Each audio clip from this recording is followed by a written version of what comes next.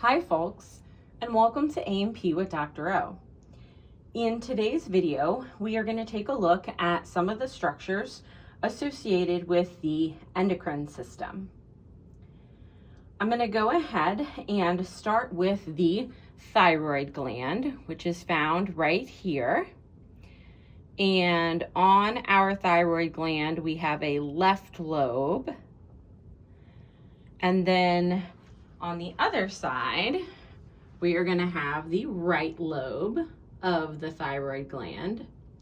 And they are joined together in the middle by a structure known as the isthmus.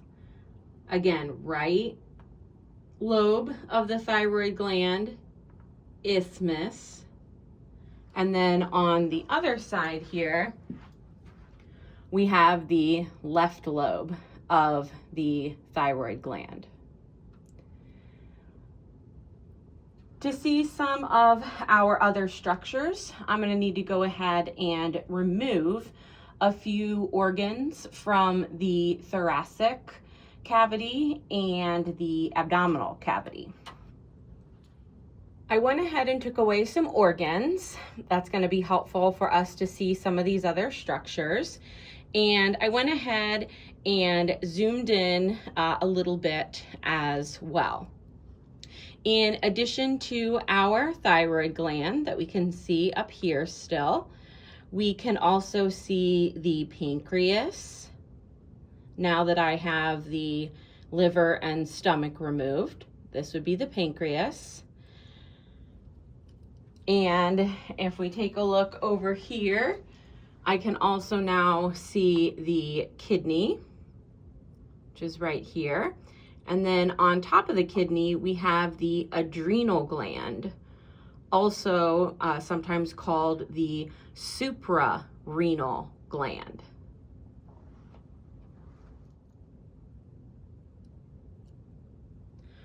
We can also see the heart here, and another structure that we will talk briefly about when we discuss the endocrine system is the thymus.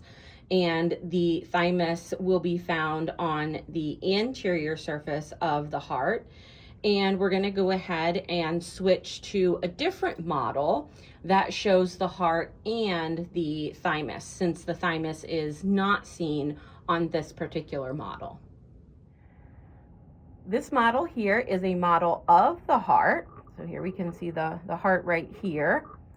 And then on top of the heart is the thymus. In this model, we can see some of the structures that are associated with both the nervous system and the endocrine system. Because these are associated with not just the endocrine system, but the nervous system, hopefully these structures are familiar to you from A&P 1. We're first going to be looking at the hypothalamus. Hypothalamus is here. Just to get our bearings, this oval structure here is the thalamus. Then below the thalamus would be the hypothalamus. And then attached to the hypothalamus is this pituitary gland here. And the pituitary gland is going to attach to the hypothalamus with a stalk. So there's a stalk here between the two, and that stalk, which is right in here, is known as the infundibulum.